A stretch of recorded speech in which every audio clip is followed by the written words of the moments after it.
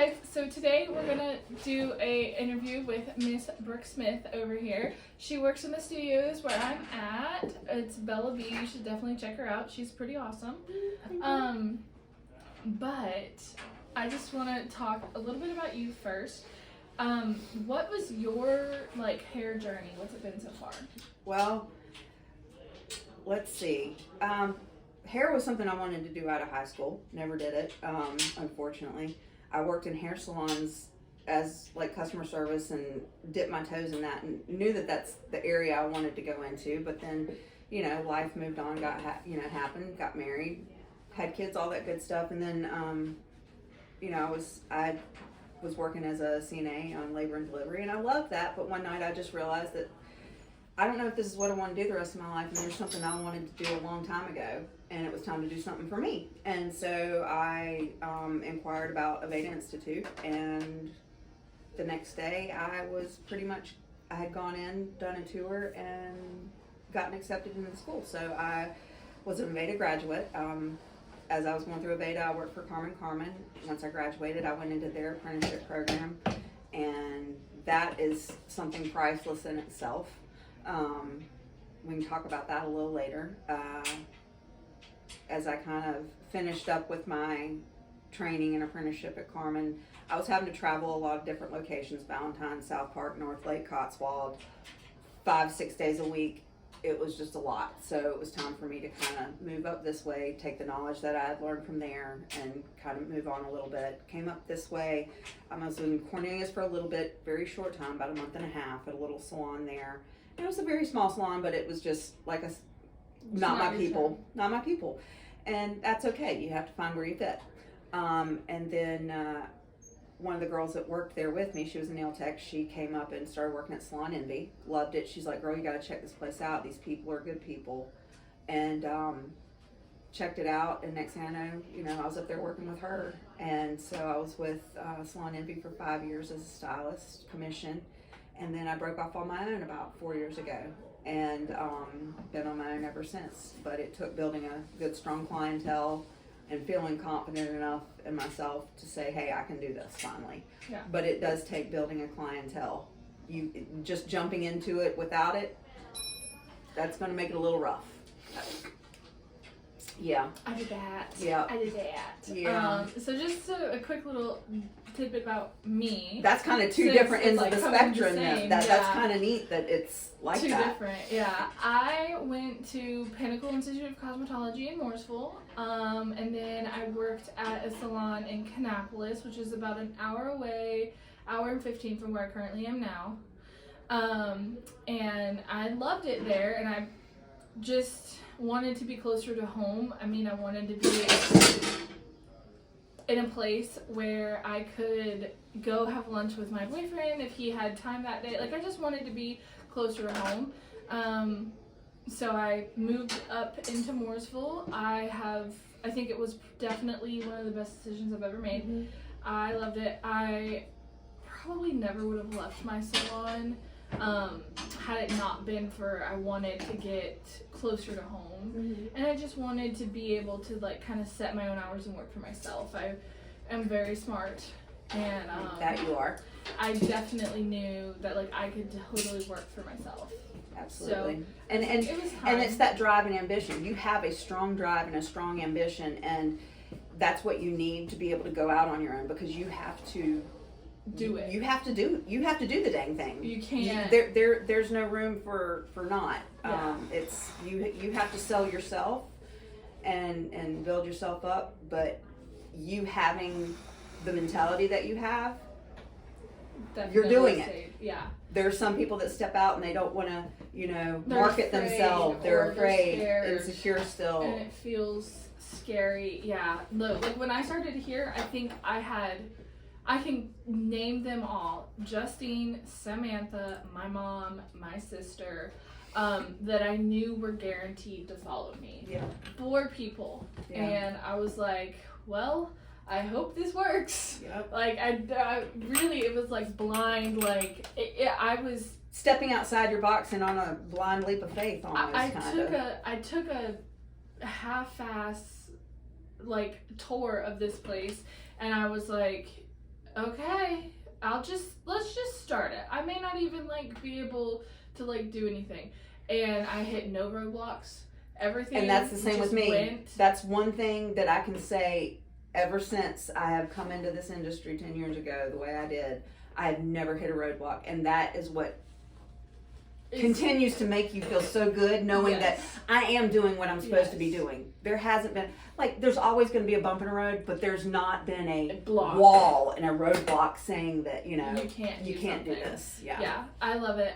It literally, within the span of a week, I was like, okay, I signed a lease here. I was moving in. It was great. And yeah, that's just a little bit about me. I moved an hour away from where I was, left all of my clients there, because obviously I'm not going to ask my clients to travel an hour to come see me. I feel like that's, and some of them were even traveling like already 30 to 45 minutes the opposite direction to get to where I was. So I was like, look guys, I'm sorry, but I'm moving here. This is where I need to be, and it was great. But it's a new adventure. It's a fresh start with something new, and it really is that new thing. So this is kind of also new for us. Brooke is my first stylist interview. I'm super excited. And kind of what we're going to talk about today is advice for new stylists wanting to either get into the industry or stylists that have been in the industry for a hot minute, and they feel like they're not quite there yet. Like they don't have they don't quite know exactly what they're doing. That's kind of just some advice for people starting out. And the first question I'm going to ask is, does the school you go to actually matter? I think it very much so does. The experiences that you get public school wise and a private school wise, I think they're two different experiences. And I think the private school direction really gives you more of a true to life. What's it really like? What's it really like in the salon? Yes.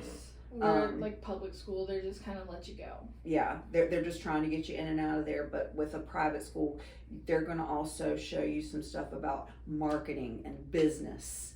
Hopefully, you know, that's a part of that. I've known quite a few schools that have really. Not. Yeah, the school I went to, we did, I think 10 hours, so a day and a half. Yeah, and they touch on it, and that's kind of like the way it was at Aveda too. They sort of touch on it.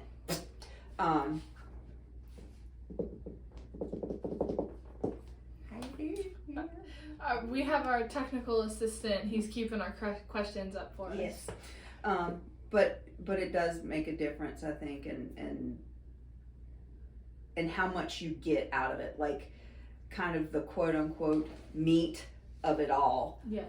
You get more with a private school. I've never been in like a community college surrounding by any means. You know what I'm trying to say. But it's still I've talked to people, and it's still, it doesn't seem quite the same experience. Yes. I have visited a community college or public school, and it just felt like it was all up to you. Like you were in charge of your own education.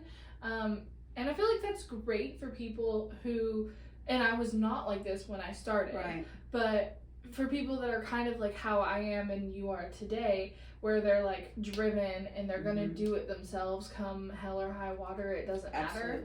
Absolutely. I think, but also being around people, the money. Yeah. If you have that internal drive yourself and you know this is what you want to do, save yourself the money. Go to public school. It's like $15,000 cheaper to go to public school than private school. Yeah.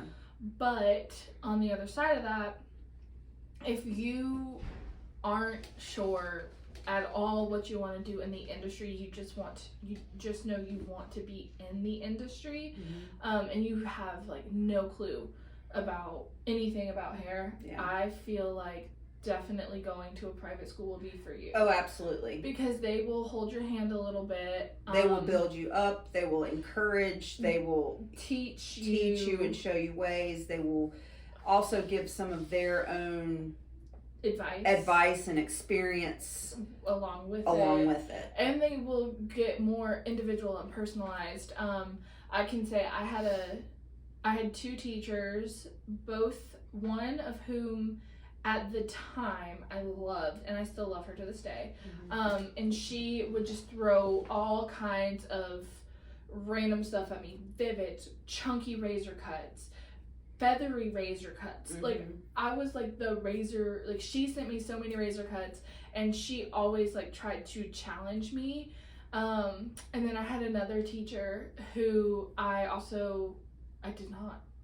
we did not get along when I was in school. Right. Because she was a little bit more aggressive and like, get it, like, you gotta get it right. And like, I was not in the headspace for like that, like, understanding what she was trying to do. But she, then, what was she right kind of before, more like, do it, not standing with you saying, this is how you do it. Yes, she was just like sending me on my way.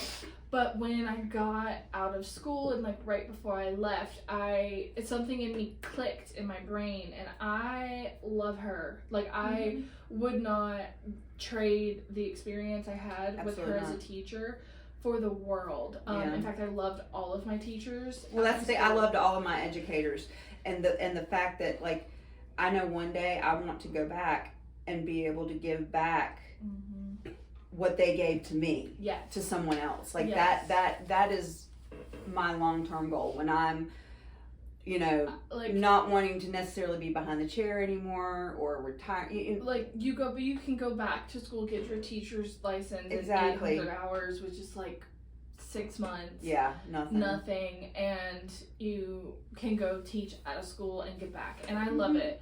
In fact, like, I don't know, I had 2 teachers that were like that.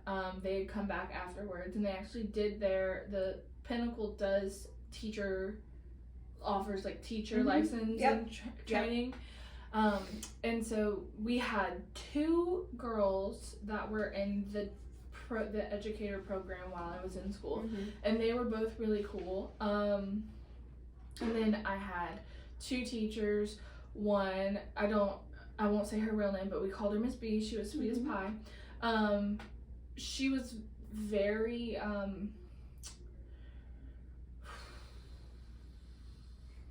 how do I say this? She wanted the best for you, regardless of how you felt about her. And she did not care if you didn't like her in that moment. She wanted you to succeed. So, and that was really, when it came down to it, and when everything was all said and done, and she was the one. This is not the one that I did not, that we like kind of bumped heads, and then finally, like, at the end, I got like, no, that wasn't her. I knew Miss B. She told us straight up from the beginning, by the time you get into my senior class, you will not like me because I will be mean, because I want you to succeed. And like, because she's pushing you, she's pushing you to be your best. She was amazing. And that's the same thing with Carmen. Like, working under the artistic directors that I worked under, learning from all of them, it was amazing. But they could be a hard butt on you sometimes because they wanted you to be that good. They wanted you to see it's not just this easy. It's all of this. It's all of this. Yeah. Yeah. I loved that. And then my basics teacher, you remind me a lot of my basics teacher, actually. She was sweet as pie. In fact, I used to finish my test 20 to 30 minutes prior. Like, I was done in 5 minutes. Yeah, I believe that. 100 question test done in 5 minutes. I believe that.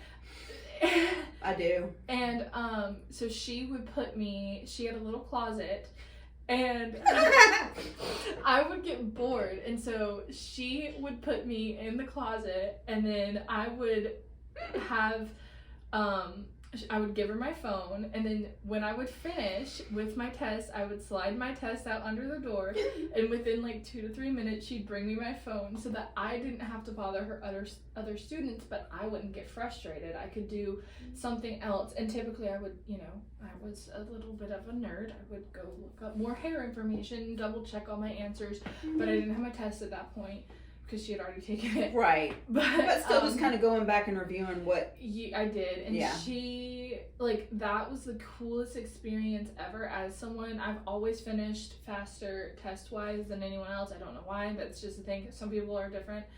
And she would just let, like, me do what I needed to do. On the other side of that, we had another girl. It took her, like, 2 or 3 times the amount of time that it took other people to take her test for no other reason than test anxiety, which is a real that was thing. me. And that's like I was that person. That's like, I was that person. And that is like nothing that you should. Because I could know everything backwards and forwards, but if you put a test in front of me, it's like bye. Yeah. Like a bird just took it all away. And gone. that's how she was, and she was very good. In fact, I really hope she's still doing hair. I have no idea if she graduated or not, because she was like a class ahead of me. Mm-hmm. But we would take our tests. We had our like final exams that we all had to take, and they put us in the same room, and I was like, why are we doing this? She actually finished only like 20 minutes behind me. Awesome. And I was like, and then when she was done, when we were done, we slid our test under the doors, and then we were talking about it, and I was like, hey, why, like, I know you normally take like much, like, were you like, please, like, me and her talked about it before we got our test. Do not rush because I'm rushing, and I'm not gonna panic and freak out because you're taking so long. Because I would panic and freak out and go back and change all my answers, and then I would second guess yourself, like 20% on the test, and then you'd go back and look at my circled answers, and I had them all right the first time. So that's why she put me in a separate room, so you wouldn't question yourself as much. Yeah. And she was like, no, like, honestly, I didn't feel rushed at all, but for whatever reason, and it slowed me down too. Like, I finished 20 minutes later than I thought I would, and she finished 20 minutes like faster, right behind me. Right. And so we like helped each other, and it was like really cool, like, but that's what this industry is about, though. But that right there, like, is the building blocks of this industry, because just like with you and me, like, you don't know how much you help me every day, even just popping your head in the door and saying hi, because sometimes you just need that. Yes. And we're not miracle workers. We try. To make sure I interviewed you first, because you have calmed a lot of my anxieties about starting off. Like, I was terrified. Absolutely terrified. And when I talk to you, it's like such a positive vibe, and I like calm down. Like, it's like, exactly. So I wanted to make sure I interviewed you first. Yeah. But that's how I feel about you too. Like, it's the vibe that we have, but that's a part of the industry, finding the people that you vibe. Finding your tribe. I will never forget those words, because that's exactly what my educators told me at Aveda, and use those exact words. You will find your tribe. You will know when you're with your tribe, because they're going to be the ones that encourage you, lift you up, just like you making me come in and do office hours, this week and stuff like that. I've still gotten here earlier than you would have. Than I would have if you would have come in at all. Exactly. And so and that's lifting me up, and that's encouraging me, and that's keeping that flame going for me, because we all have struggles in life outside of the salon too. Yes. And it's sometimes hard to leave those things at the door and focus on here. But when this becomes when you have your tribe, you got people that got your back, and that are going to be there for you, that you can even toss, thoughts and questions around with, second guessing yourself. Should I do something this way or this way? Bouncing ideas off of each other. Just having people to talk to, I think, is a really big thing. And so moving on, because we got tangent. We squirrel a lot. Fun fact. A lot. So moving on from school, like, we've graduated, we're feeling really good, we have our license, right? Which is better, an apprenticeship or an assistant position, and what's the difference? Yeah. I think that's a big. I think a That's a lot big of one. people confuse the two. They do. And they are not the same. They both have their pros and cons, and they are definitely set up for different types of people. I think if you are a very visual learner, you like to see, and you grasp it, you understand it seeing. You Yeah. don't need to do it. An assisting position might be perfect for you just to get you in and out, and you'll get paid while you're doing it. A lot of times apprenticeship programs, you don't get paid more than like minimum wage, where assistants get paid like a percentage of the service. Right. Or like a little bit more. Right. But I did a combo where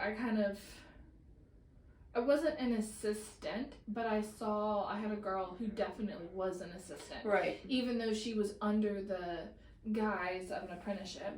And then I did an apprenticeship where it was like a individual apprenticeship, and it was driven by me. I actually finished that in 3 months maybe. Nice. I don't know, like it was very fast. I halved it. It was like a 40-week program, and I did it in 20 weeks because I was able to just push through it. Yeah. But well, and that's like when I was with Carmen and I was going through their, the program that they had.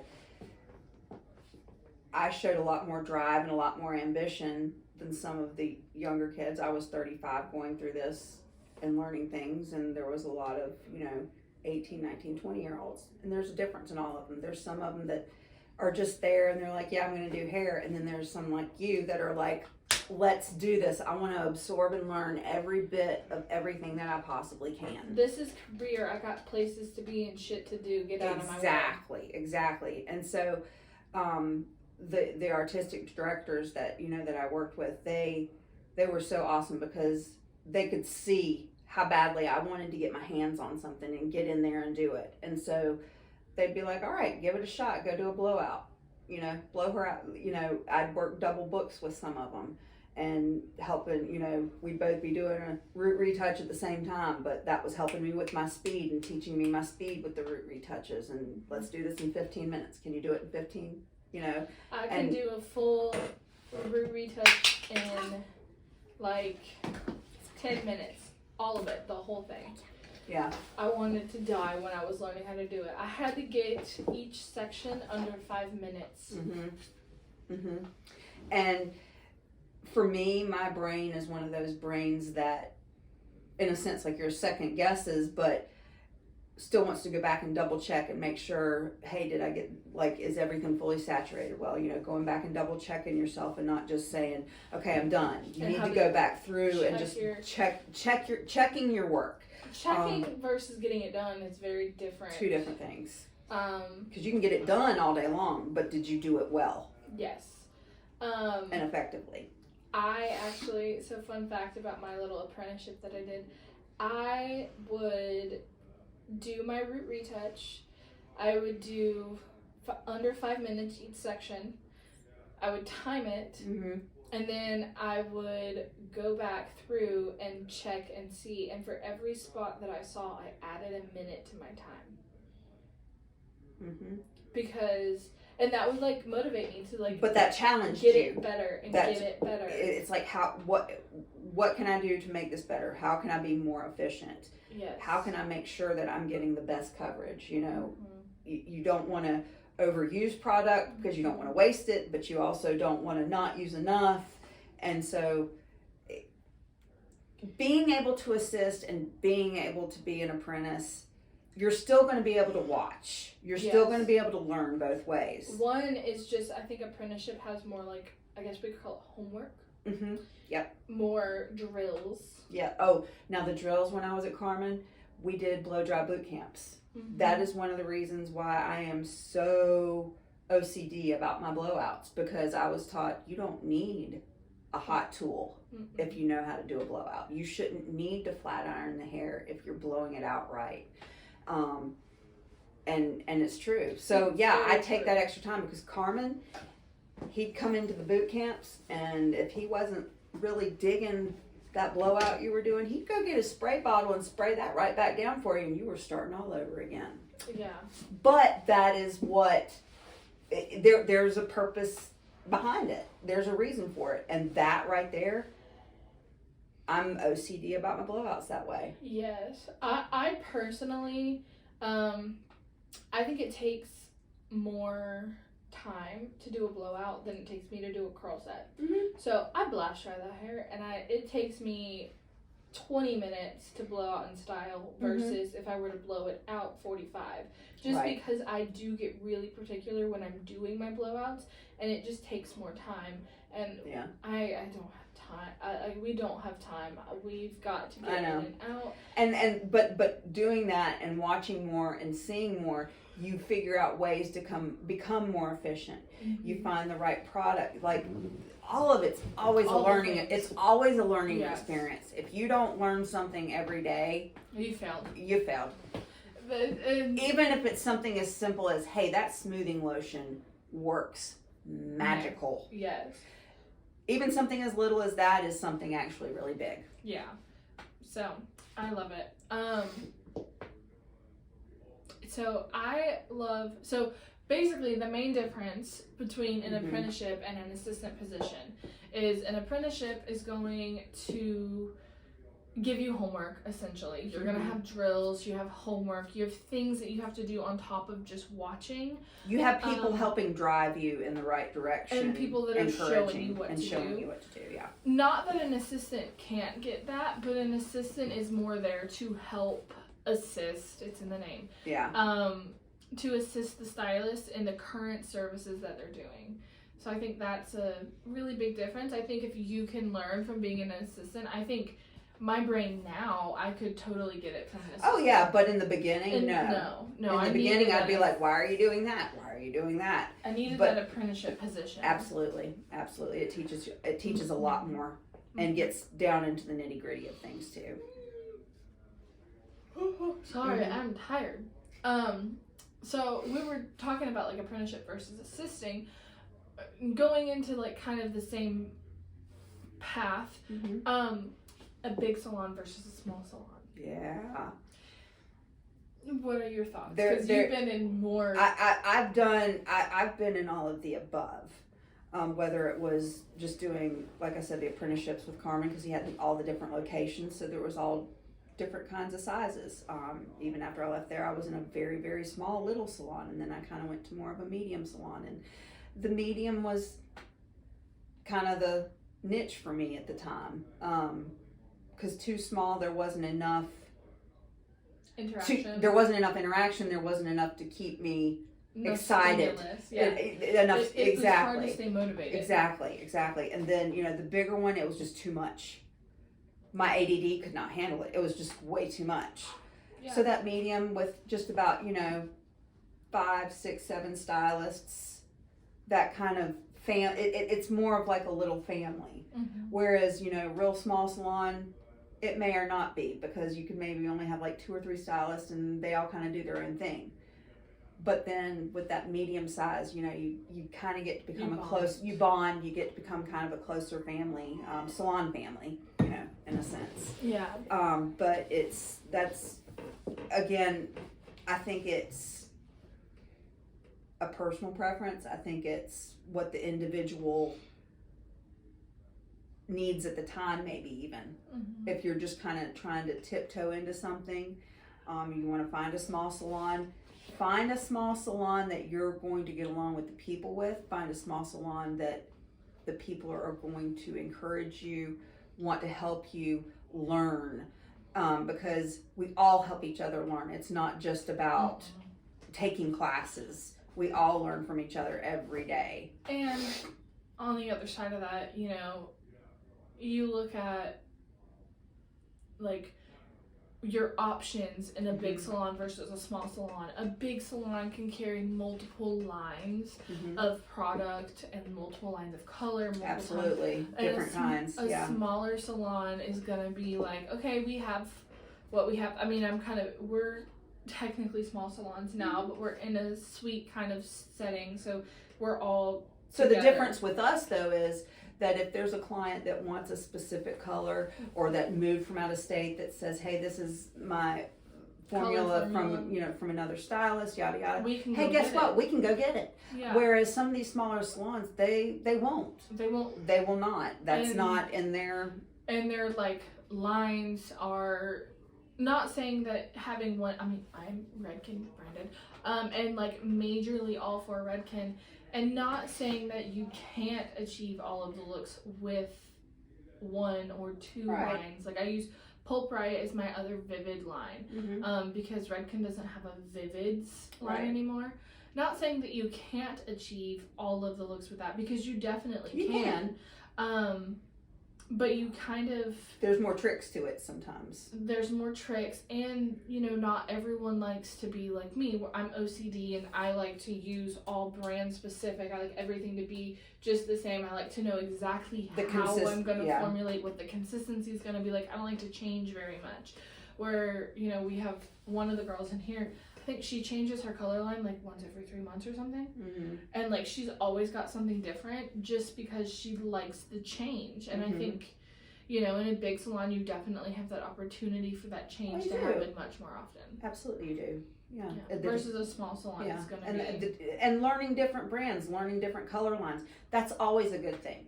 That's always a good thing, because it's never going to hurt to learn. So, you know, you may have, like with Redken, you know, you have your NWs and your GBs and all this stuff. But say with, you know, what's another one? A 6NN in Kenra may look like a 6NW in Redken, and learning the difference of what that is like super important. Yeah. Especially if you're doing consults with new clients and they actually know their color formula. Because you may take their color formula, you may look at it and say, you know what, this is not what I think it's gonna be. You may put it on and it's not at all correct, and then you start panicking because you're like, what do I do? And if you would have just known, hey, this is what the formula is like in this line versus the line I'm going to use, can really change up. And in a big salon, you definitely can. Well, and it's just like you were telling me the other day what I learned. Like the shades in Redken, they're more of a European-based color. Is it the... Who is it?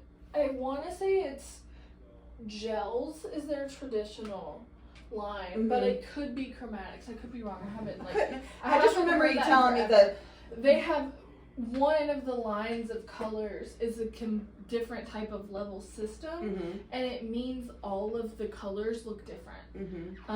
And you could pick, say we picked a 7N in Chromatics, a 7N in Color Fusion, and a 7N in Gels. You put them on, whichever the traditional one is actually going to look different. And understanding that changes helps a lot. It does. It helps when a lot. I'm formulating, my brain knows, but I'm not formulating right now, so my brain's like, those are bad parts off. I think that's really important. And since we're kind of like on the like, I feel like we're kind of getting into like technical versus artist sides of stylist. There are multiple types of multiple types of stylists. Some are more artistic and some are more technical. I feel like you are more the artistic, and I am clearly the technical. Oh yes, the science part of it, and like some of the stuff you say, even though I know it, it's like you know it though. Like when it comes to chemical and the acidity and this and that, like my brain just clicks it. You know those things where I'm like, I just want pretty colors. Yeah, you know, and both of those are. But I know how to get those pretty colors, amazing. But I don't talk the lingo as to how to get those pretty colors. Like you can break it down. Me, I'm just like, I know how to do it. Yeah, I'm like, I can tell you exactly what to do to get it. Where like you're like, I know how to do it. I can mix it, and I can show like I already you how. know. Yeah, I know how to. But I know how to formulate. I know how to, but.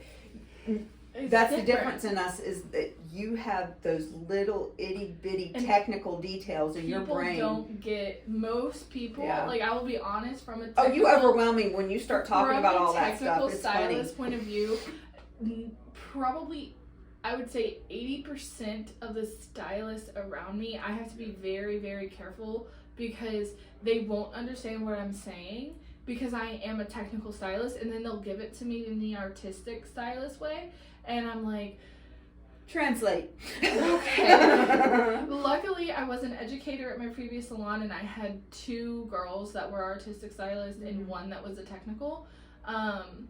And so I learned how to talk artistic stylist. So now I'm like, okay, brain, turn the knobs, translate that for me so I can like get that out. Exactly. So, but I speak in technical terms, and I learn in technical terms. That's another thing that people don't realize how you learn.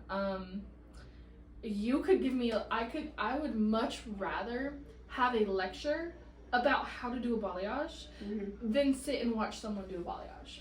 Yeah.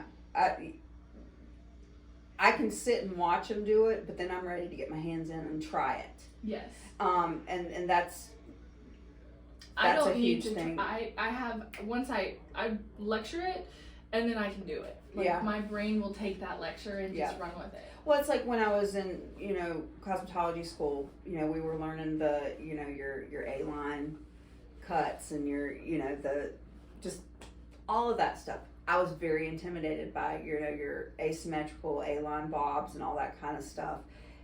Very intimidated by it. Couldn't get it to save my life. There was just that one thing that just wasn't clicking. One of my educators from the floor downstairs had come up just to kind of see what was going on, how we were all doing up here, and she came over and she's like, come here. She showed me one thing and said one word to me, and it all came together. It all clicked. What was it? It was just in how she pivoted and pulling, the degree, like I was overthinking it. Yes. I was way overthinking it. I And do she that was too. she was like, come here, baby. And she did that and it all came together. And then the next week, next week, Abby had me teaching the class how to do it. Yeah. Because that is what helped me learn that. Yes. So her coming in, showing me how to do this direction and this angle just like that, and you're like, wow, okay, I get it. And then you did it. Angle that you Just that angle. one little tiny thing, and it was like the light bulb came on. Yes. It was awesome. But sometimes it just takes that one person to show you one little thing. Yes. And it could be the most, like I said, she was down and working with the master's class, so she just came up to pop her head in. Yeah. If she hadn't come up to pop her head in that day, I don't know, I may never clicked the way it did. Maybe eventually, but it was so hard, and then all of a sudden it became so easy. You would have, as an artistic stylist, I feel like too, you would have eventually gotten it. Mm-hmm. But if she wouldn't have said that, you would not have easily been able to replicate it. Exactly. I feel like every technical stylist needs an artistic stylist in their life. Yes. And every artistic stylist needs a technical stylist. You bring balance to each other. Because a technical stylist is going to understand how to do the things, where an artistic stylist is going to understand, like, how to make the things. Yep. And, like, that, I think, is that is so well put. That is so well put. That is so, and so, like, one of my educators was definitely an artistic stylist. Mm-hmm. She would, like, she'd make a huge mess. Artistic stylists make huge messes. Girl, I got more bleach stains and color all over my clothes than one should have. Yes. And it's because I don't put a cape on, and I could, but I don't. And she'd do all this stuff, and the hair would look, like, beautiful afterwards. And I'd be like, okay, why did you do what, and how, and what happened? And then she was like, she'd have to bring me back down and be like, look, you just have to, like, start visualizing it. Mm-hmm. And that really was, like, from a technical stylist point of view, that is so true. Mm-hmm. But you can also use your technical side to visualize what's going to happen. Exactly, because it's just like looking at the fall of the hair. Mm-hmm. How is this? How is this hair? How is this highlight going to pop with the fall of the hair this way?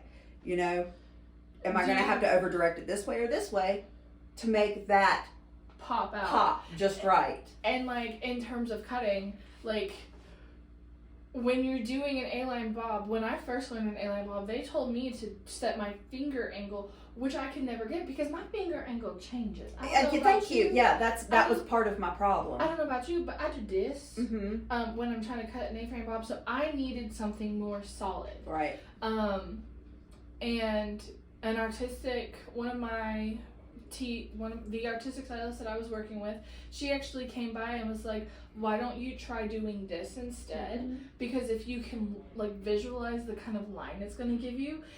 And then that clicked with my technical brain, and I ran with it. Exactly. Where I feel like if you were like an artistic stylist and you were wanting to do like a foliage, right? Foliages are very technical. I don't care what anyone says. Oh, they are. But like you have to know, like you have to take, to get it light enough, you have to take thin sections. You can't take typical balayage sectioning. Mm-hmm. So you have to technically think about what you're doing every single time you do a foliage. And it's almost like layers to an onion in a sense, if you think about it, because you can't take that big chunk that you wanted to with the balayage. No. So you have to build that chunk up. Yes. And so that's why I think. And so each layer, you might do a fine weave, and you might do a slice, and then you might do a baby light, and it'll all change. Mm-hmm. And from a like artistic point of view, one of my apprentices, when I was at my previous salon, I was a hair master or whatever you want to call it. This was the artistic, one of the artistic ones. She couldn't get her mind wrapped around how to do it until I broke it into technical terms, because she was like, here's this thing, and I don't know how to compartmentalize everything to get to the end result. Yes, like she couldn't figure out the method of the madness. Exactly. And so I had to like show her the technical side of the method of the madness. And I think, that's why artistic and technical are the same. And eventually you become both. Yeah. Yeah. Yeah. Absolutely. And so since we're talking about like how to effectively talk with all your people, yes. How do you effectively talk with clients? Woof. That can be. And why should you have to worry about effectively talking with clients? Why should you? Because if there's not good communication, you are going to be having a very unhappy person in your chair. And a very bad day. Well, and not all the time. But the one thing I always say to myself, whoever is in my chair is walking out of my room with my name on their head. And they better be happy. Because they're going to tell people, oh, so-and-so did it, and whether they like it or not. And more often than not, they're actually going to say, well, so-and-so did it if they don't like it. Mm-hmm. So you've got to make sure that they're happy. Absolutely. And that's where your communication, that's where your consultation, asking all the right questions. Knowing when to say no. Exactly. Like, if somebody comes in, they've got hair down to their wazoo, and they're like, I want a pixie. You need to step back for just 1 second. Let's take a pause. Let's talk about what's going on in your life. And let's see, do we want a pixie because we want to get rid of all of this hair because it's too much and we're drowning and we're ready for a drastic change? Or do we want a pixie because we saw a girl with a cute pixie cut and we think that it might look cute on us? Right. Because those are two different scenarios. Because if you're dealing with someone who is, if you're dealing with someone who is emotional and just wanting a change because everything else, this is the only thing they can control in their life.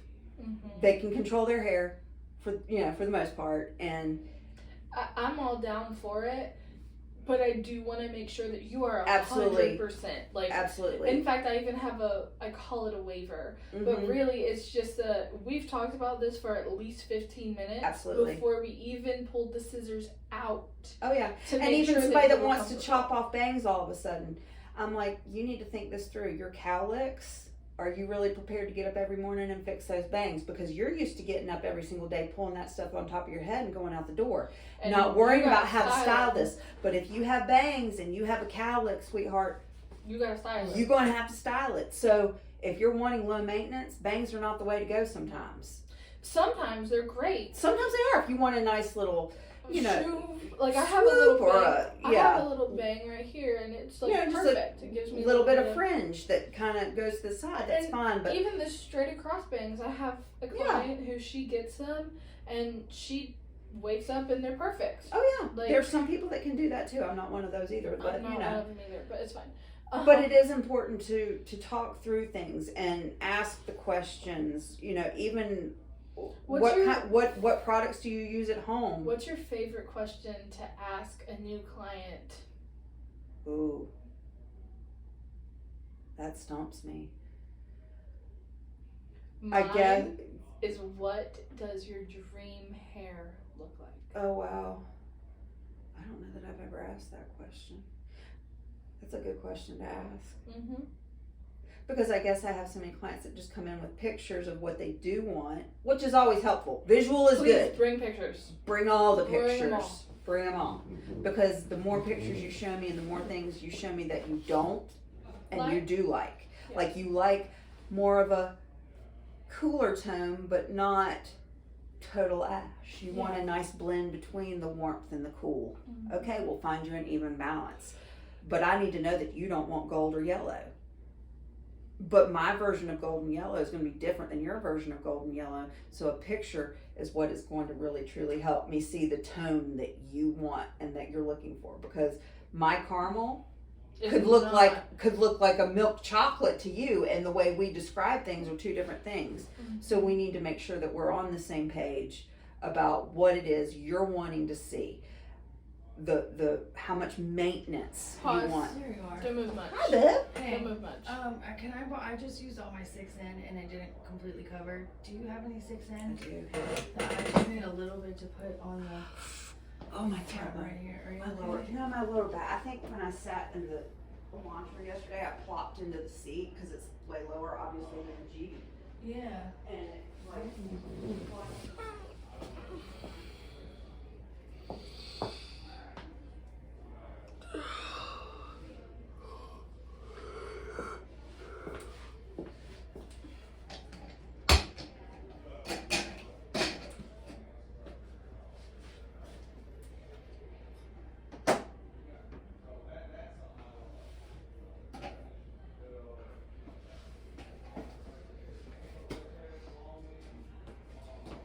Cody really wet. He did run That's around. really high up there. Yeah, see. Watch me get on it. Get it. Do it. Ride it, cowboy. Ride it, girl. Get it. Oh no. You got your cowgirl boots on too. I didn't realize that. Come on back. We're gonna die. Don't die. Please don't die. I'd have done that. That shit would have rolled out from underneath me and I'd have gone sideways. Okay. We gotta sit kind of similar to how we were. Yep, I got it. Alright, 3, 2, 1. Alright guys, we had to take a quick little break. We had a girl come in. She needed some color from Brooke, so it's all good. But what were we talking about? Consultations. Consultation. Wow, I remembered. I'm proud. I'm That's impressed with impressive. myself right now. Because when a squirrel comes around, man, it just No. But yeah, consultations and talking Are with your so client, it's so important because even, okay, what type of product do you use at home? Okay, you struggle with your hair turning grassy orange. Okay, what kind of water? Do you have hard water? Do you have well water? Do you have city water? Yeah. Because sometimes that can make a huge difference too. If you've got a blonde that keeps going really dingy or orangey or yellowy and she doesn't understand why after a few weeks of getting it done, it's not always necessarily the toner. It can be the water. It can be the hard water. 100%. I personally have hard water, and my hair turns yellow, like that. Yeah. So I have to be very careful. And even it could be as far as, well, how often, say purple shampoo, how often and when are you using your purple shampoo? Because I personally have had this experience where I will use my purple shampoo and it strips off my toner and I just turn like purple. Yeah. And because I have well water, it turns into this dingy purple. It's not even cute anymore. Yeah. but over, you know, how much product are you using?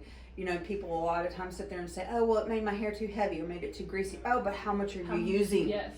Because we don't always sometimes realize we have so much residual in the palm and in between our fingers, and we'll add more before we use what's there, and then we've overused. Yes. And then, so it's teaching them the little things. Or are you using too much product and not using a clarifying shampoo to get it off afterwards? The buildup on the hair. Absolutely. I always recommend at least once a week use a clarifying shampoo. Absolutely. Because if you don't, your hair will not sit good. Mm-mm. And even saying, I had an experience with a client.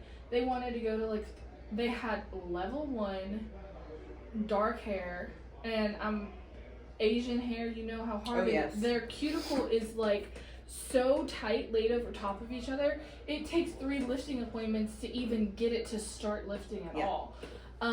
Which is not terrible. It's just a thing that is it's just what it is. It's just how. But it's also knowing that is going to happen. Mm-hmm.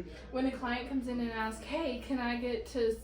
and they have that tight Asian cuticle. When they come in and say, "Hey, can I have silver blonde hair in one appointment?" the answer is always going to be no. No, not. I mean, unless you want to sit for 15 hours and spend lots of money, $1,500. Yeah.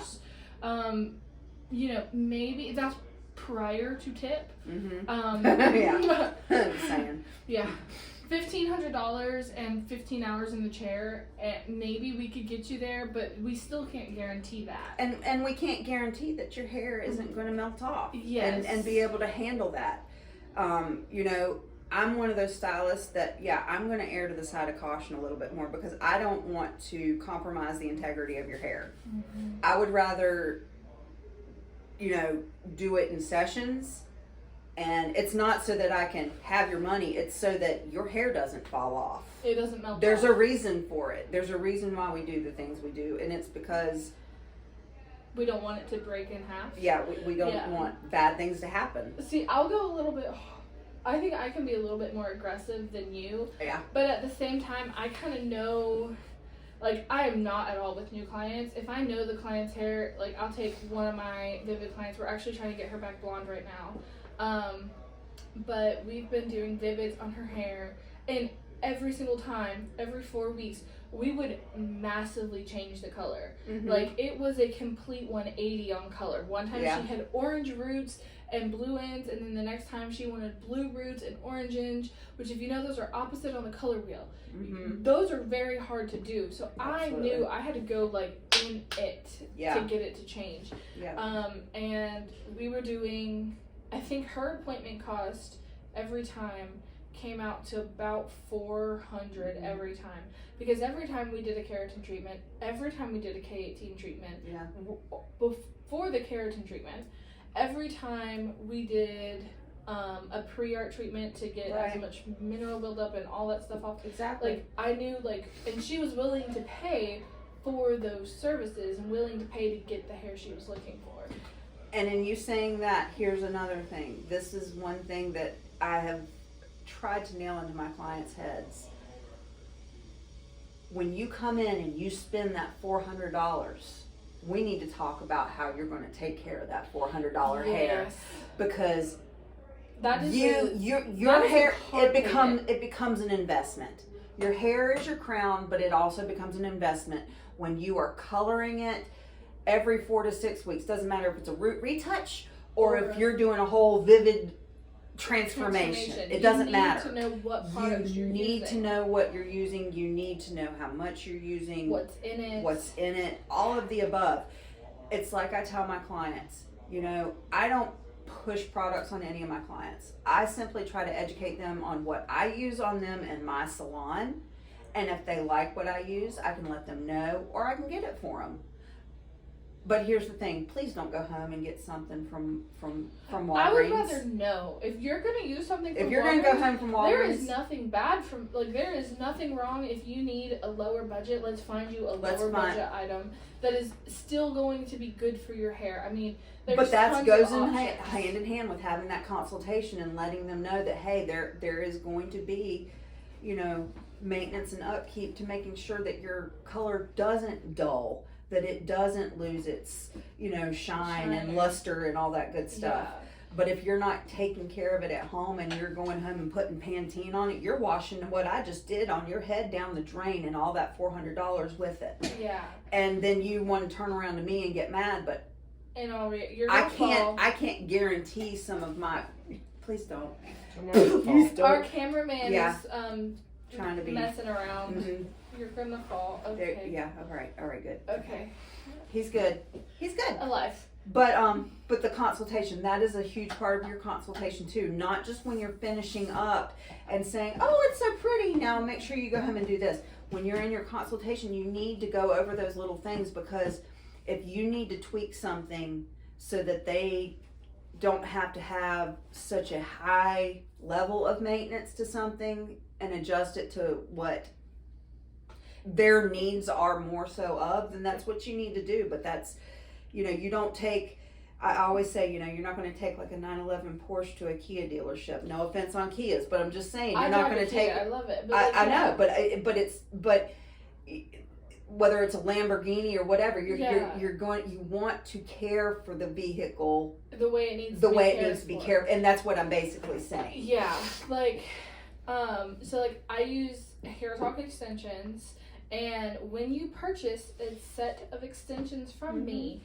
automatically with your extensions, you get a hair care kit. I don't care, and that is that is what you have That's to part use. of it. That is part of caring. That's for how your you can extensions. help guarantee your services. Yes, and that's a part lot of it. people won't use I have one girl, she uses 100 different things, and then she'll come in and be like, "Hey, I saw this and I want to try this," and she's gonna know exactly who she is, and she's gonna laugh at me, and it's fine.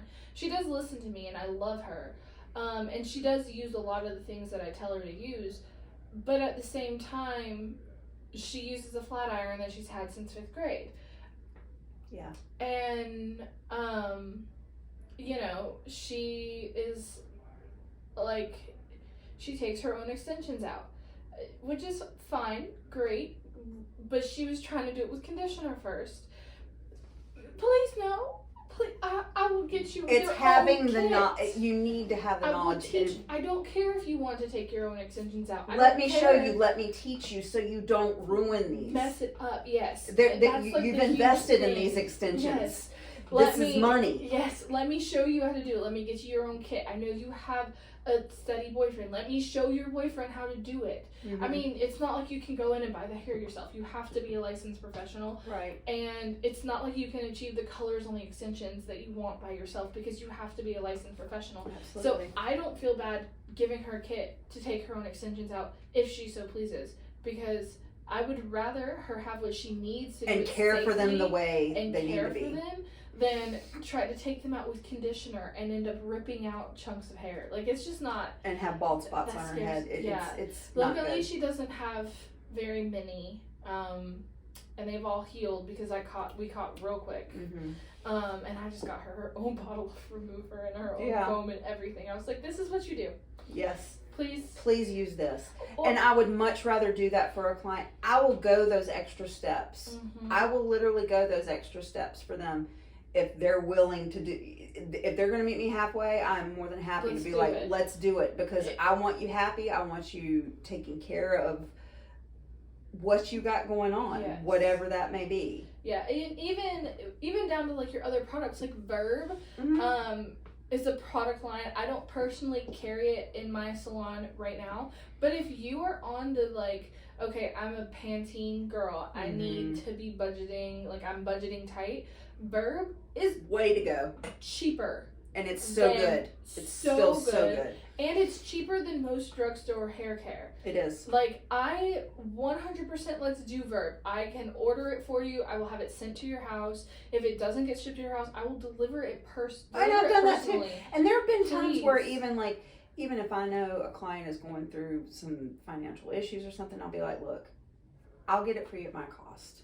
I can do it for you this time. I'll get it for you at my cost and help you out that way, just to ensure that you are You're taking care using of it. something good on your hair, and that you're not going home and be like, well, I really just can't afford that. So I just Yes. let me get it for you at my cost, because you know what? people do the little thing. That's just how you. But that's Verb just, is like one of those. That's amazing. Like, you're not gonna find a cheaper drugstore I mean, you might at Ross or TJ Maxx. Yeah. Because they sell. But here's the expired hair care for $5 a bottle. Yeah. But that's the thing too. I had a client at one time, you know, we were doing Brazilian blowouts on her, and you know, she liked using the Moroccan oil moisture repair, and that hydrating, whatever, that did fine for it. But we noticed that the Brazilian wasn't lasting as long. Mm-hmm. And you start to question why. I question why, and I'm like, well, she's not buying the Moroccan oil from me. Where is she getting it from? Come to find out, she was ordering it off Amazon. Now, the only downside to that is the fact that Moroccan oil can only truly be purchased in a salon. If you're not purchasing it in a salon, that cannot be a guaranteed product. That may have changed because Redken now has their own store on Amazon. Like, it's a right, but this was before this was like 5 years ago or so. They all got on. So now you might actually stand a chance. You may, but you still need to be very, very wary of it, because these places like even TJ Maxx, sometimes they could have been returns that somebody filled up with a little something else to top it off and go make some money off of. You don't know. It could be expired hair care. I mean, exactly. I've seen more things expired, and you can search up the batch number and find out if it's expired. Absolutely. Any product that has been sitting on the shelf for more than 12 months is expired. Yeah. So and there is a little label on most of the bottles that will tell you if it's sometimes 12, sometimes 18, sometimes 24, and the 24-month ones are sometimes more of like your pastes and your the things that don't styling, really yeah, those type of things. But the things that even when they do expire, they're still going to work. Yeah, they'll hang in there, but you still need to be very careful and conscious about what you're doing. So we had a little bit of a technical issue and had to take a stop, but we were last finishing on like Amazon products. Like, just be careful. You never know what you're getting. Even if it's coming. I mean, you have a little bit more of a chance now than I think you did years ago. This is true. Because the actual brands now are on Amazon, but individual sellers can still sell on Amazon. And you can still get expired or bad products. So definitely just be careful. If you are going to buy, make sure you're buying it from that brand. Actually, stylists now also have the option to set up their own shops and make commission off the brand. So, you know, maybe see if your stylist has that. I'm working on setting mine up. It's a little bit more difficult than I thought it would be. It's kind of like a little online store. Yeah, and it's basically of your own. Directly from the distributors, and we would just a stylist would get their commission off of it, which is totally fair because, you know, we're the ones with the knowledge and teaching, and I think that's totally cool. But I definitely think you should be very wary when buying on Amazon and just do a little bit of research in the product that you are purchasing and who you're purchasing it from. And like we've said, you know, if you got a question about something, just ask us. I mean, call us. Say, hey, I was wanting to try this. Do you think this might be too heavy? Or do you think this do might the job, you know? Not be oily enough, or, you know. Exactly. Is this even something I actually need? I mean, my mom asks me all the time, hey, I saw this cool thing on TikTok. Do I need this? And I'm like, Mom, And we're all product junkies. We all are. We all are. Yes, but she'll ask me, some of y'all are closet product junkies too. It's okay. It's okay. We all are. She'll like message me, and it'll be like a mega volumizing product for like big, massive hair, like huge hair. And I'm like, when do you do your hair like that? Yeah. Never. You don't want to look like that. You don't need the product. Yeah. But she sees it online, and she's like, oh, I want it. Just kind of be wary. Yeah. You know, think a little bit. Always encourage your clients to say, hey, if you've got a question, call me. If something isn't right, call me. That's another thing. Like, especially when I have a new client sitting in my chair. You know, again, you're walking out of here with my name on your head. If you're not happy with it, you need to call me and let me know. If one side's a little longer than the other or something just isn't right, because we're not perfect either. We try, but we're not perfect. So if there's something, give us that chance to fix that. Yeah. Before you get mad and go to somebody else. Because I want my clients to know, hey, just call me. I don't want you to feel bad. Oh, you worked so hard. No, I don't want you to feel bad, because if you're not 100% happy, that's not good. Yeah. That is not good. So And- always. And honestly, like, I would rather know, like, for next time even too. I mean, I have some clients I'm trying to be gentle, so I'll use a 10 or a 20, but their hair really needs like a 30 or sometimes even a 40, and I don't like to use 40 very often. I believe low and slow is the way to heaven. Absolutely. But, like, sometimes I'm like, okay, we didn't get light enough this time. Let me go again one more time to fix it this time. And next time, I know I need to up your developer. Right. If you don't say, hey, these foils aren't bright enough, then how am I supposed to know that I need to up the developer, let it process for longer? Right.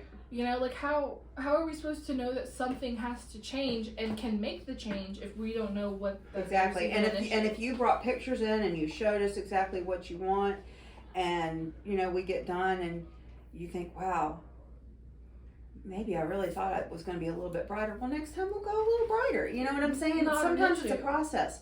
It's the little things. One of the other things a lot of clients, have to say, oh, you get a new client in your chair and they're like, well, my old stylist, she just did the same thing every single time. Every time.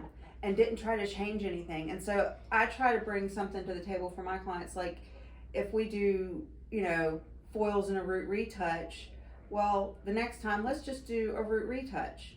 Blend those highlights down so it looks a little more balayage, so it gives you that little bit of a different look each time. And so if you don't love get what bored. you love, and if you love what you let's love, we'll do it. Totally. Absolutely. I won't change it. I love consistency. But at the same time, if you feel like, everyone likes to change. Every single time I change even the just tone the of my littlest, blonde. it can be just the littlest change, but it's that little little bit. unique thing that you needed that day. Yeah. And instead of going from long hair to a pixie cut. maybe, yeah. You And know. then, the seasons change too. Your hair should change with the seasons.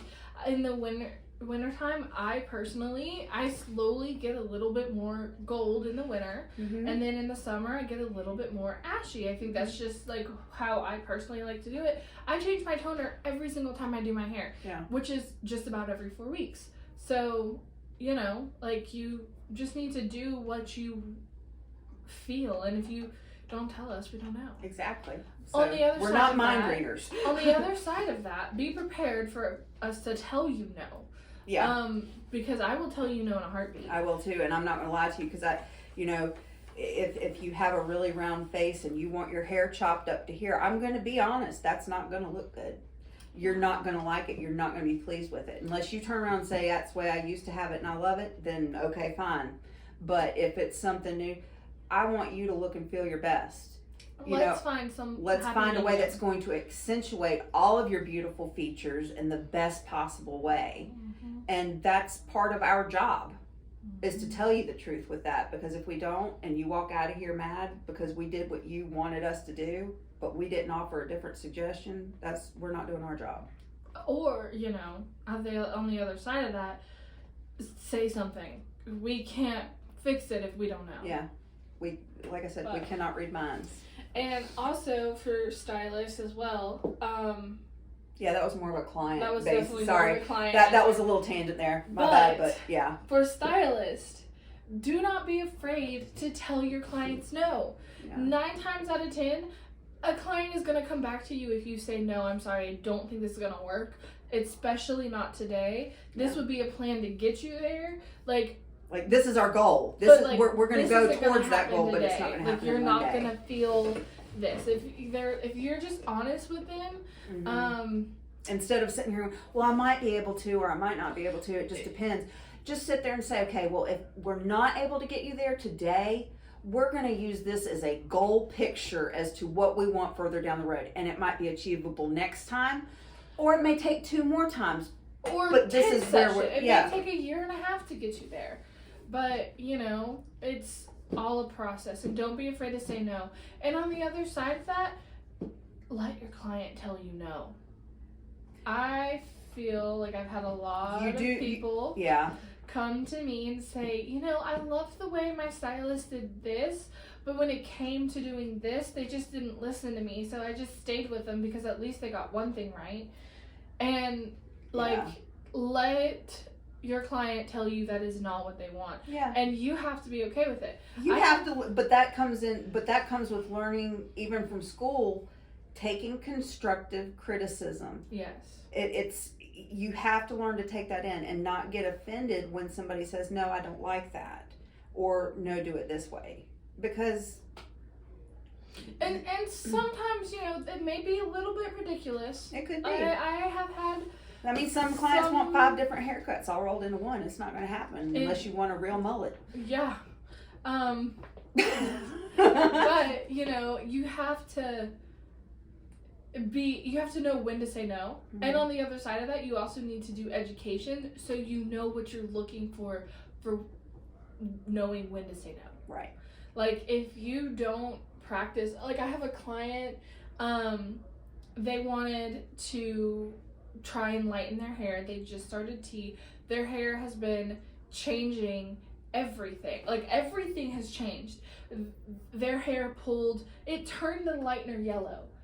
Like, the lightener in the foil, not the hair, the lightener turned yellow. Oh, wow. That really makes you wonder what was on that hair. But it wasn't what was on it, because I know they haven't changed anything.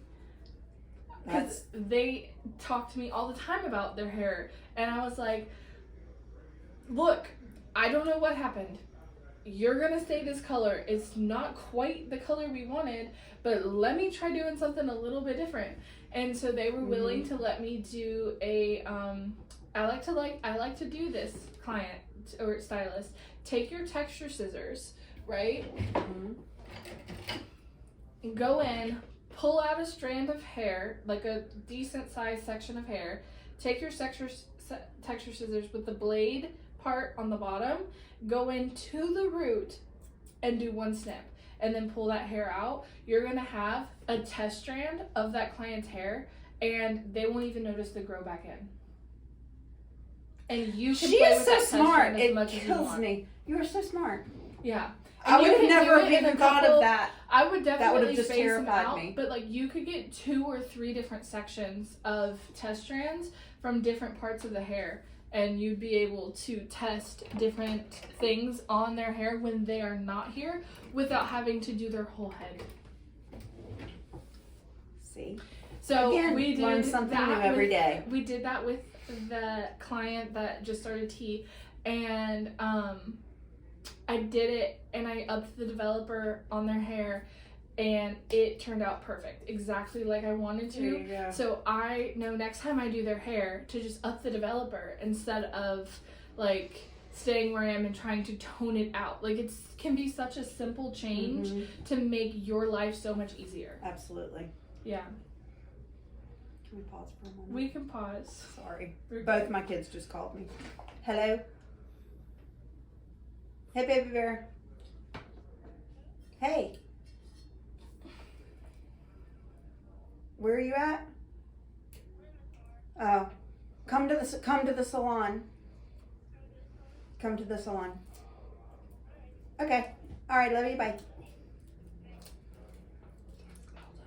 Cool, I don't have to go to Troutman. Yeah. Okay. So where were we? So yeah, like the littlest change can totally make all the difference, and you don't even have to do their whole head if you are smart about what you're doing. And listen to the client and tell the client no. Like, if that didn't work and their hair turned to mush in the foil when it was lifting, I would have said, look, you're not going to get this. This isn't going to happen. I'm sorry, but it's just not. Like, the results of the test strand were terrible. You are in a lot of danger if we try this of redox and your hair melting off. So let's try. We see, I have had. Let's think about a different. I have had an instance a few years back where the client's hair did melt completely, practically, from like, mid shaft off, and her hair was down to here. But knowing when your clients are lying to you so key. Because they will lie. They will. I had a client that came in, we did balayage. She was wanting to go more, blonder. So we got her, kind of that gray transition blonde. She had the new, we were trying to do all of that. So I said, this is going to be a couple of processes. Okay, fine. She came in for the first one. She was very happy with that when she left.